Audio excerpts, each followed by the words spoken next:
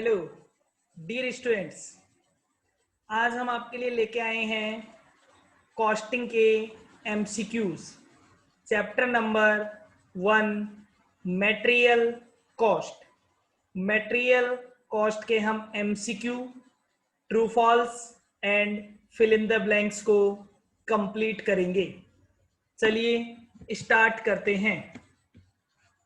Question number 1, which of the following is considered as normal loss of material? बेटा material का normal loss, तो normal loss बेटा कौन सा लॉस होता है? जिस लॉस को कंट्रोल नहीं किया जा सकता, जो हमें पहले से पता है जो लॉस होगा ही होगा। 4 ऑप्शन हमें दे रखे हैं। Option number 1, pilferage. पिलफ्रेज का मतलब होता है बेटा छोटी छोटी चोरियां, इनको रोका जा सकता है। लॉस ड्यू टू एक्सीडेंट, एक एबनॉर्मल लॉस होता है। Loss due to careless handling of material, हमारी गलती है बेटा, नेग्लिजेंस, ये भी एबनॉर्मल लॉस होता है। D, none of these. इन्होंने पूछा था बेटा नॉर्मल लॉस, तो नॉर्मल लॉस इनमें से कोई भी नहीं था। आंसर होगा डी। आपकी बुक में इसका आंसर दिया हुआ है सी, जो कि गलत आंसर है। इसका आंसर होगा D, none of these. Question number 2, the most important element of cost.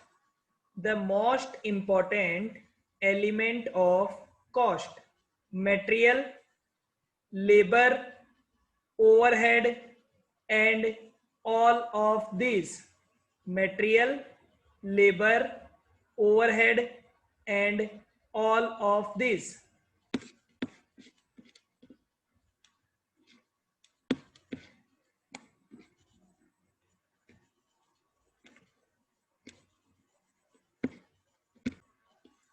The most important element of cost is material, labor, overhead and all of these। बेटा तीनों ही कॉस्ट के एलिमेंट है, लेकिन सबसे इंपॉर्टेंट एलिमेंट होता है material cost. ये 40% से लेके 80% तक जनरली टोटल कॉस्ट का होता है। तो सबसे इंपॉर्टेंट एलिमेंट कॉस्ट का होता है material cost. Question number 3, direct material is a. क्या डायरेक्ट मटेरियल एडमिनिस्ट्रेटिव कॉस्ट है? क्या सेलिंग कॉस्ट है? क्या ऑल ऑफ दीज या नन ऑफ दीज? बेटा डायरेक्ट मटेरियल एक डायरेक्ट कॉस्ट है, इनमें से कोई सा भी नहीं है, none of these. Continuous stock taking is a part of. Continuous stock taking का मतलब क्या है? क्या continuous stock taking ABC analysis में की जाती है? नहीं। एबीसी एनालिसिस तो कहता है ज्यादा वैल्यू वाला माल कम होता है, कम वैल्यू वाला माल ज्यादा होता है। एनुअल स्टॉक टेकिंग वो 1 साल से की जाती है। कंटिन्यूस स्टॉक टेकिंग होती है परपीचुअल इन्वेंट्री सिस्टम में। परपीचुअल, लगातार, जो हमेशा चलता रहता है। आंसर होगा C. 5th point, which of the following is considered as accounting record. किसको अकाउंटिंग रिकॉर्ड माना जाता है? बिन कार्ड। बिन कार्ड में बेटा स्टॉक का, गुड्स का डेटा रखा जाता है। बिल ऑफ मटेरियल में आए हुए माल की डिटेल होती है। नन ऑफ दीज और स्टोर्स लेजर। स्टोर्स लेजर बेटा अकाउंटिंग करने के काम आता है। स्टोर्स लेजर को अकाउंटिंग रिकॉर्ड भी कहते हैं। ट्रू फॉल्स, वेस्ट और scrap of material having small realisation value. Material का वेस्ट और स्क्रैप जरूरी है क्या बेटा?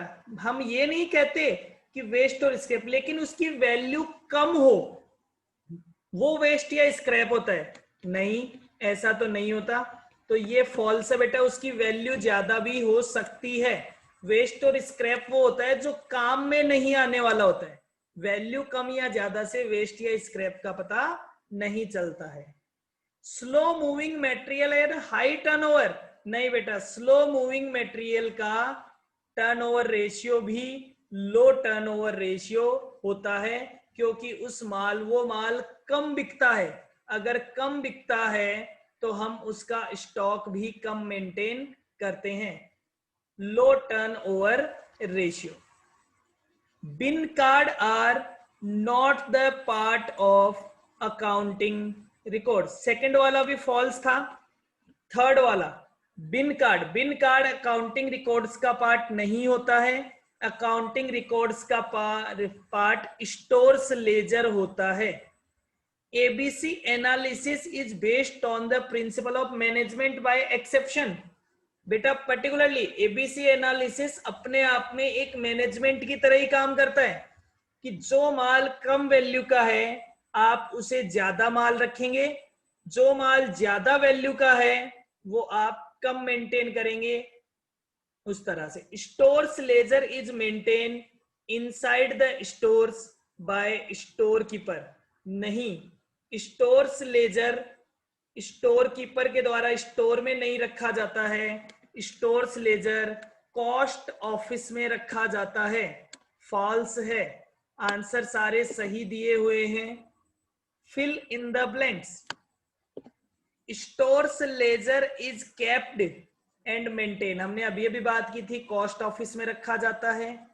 Goods received note is prepared by receiving department. Goods receive note कौन बनाता है? जो डिपार्टमेंट मटेरियल रिसीव करता है।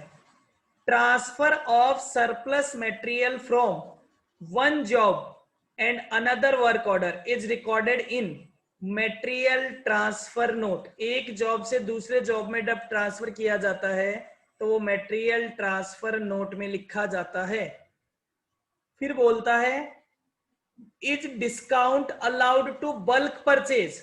तो बेटा क्वांटिटी डिस्काउंट आपको बल्क परचेज, जब आप ज्यादा यूनिट परचेज करते हो तो आपको क्वांटिटी डिस्काउंट मिलता है। Is a document which records the return of unused material. अगर आप अनयूज्ड मटेरियल वापस देते हैं तो उसके लिए मटेरियल रिटर्न नोट में लिखा जाता है। इसके भी सारे आंसर सही हैं। तो बेटा आपकी बुक में जो गलत आंसर थे वो मैंने आपको सही करवा दिए हैं। जो आंसर सही हैं वो सही है। आप इनको दोबारा से रीड आउट करेंगे। अब आप इनको याद कर लेंगे। कमेंट बॉक्स में बताएंगे बेटा आपको वीडियो कैसा लगा। अगर आपको वीडियो अच्छा लगा तो हम आगे के और भी चैप्टर्स के वीडियो आपके लिए बनाते हैं। ठीक है, thank you, keep studying, bye bye.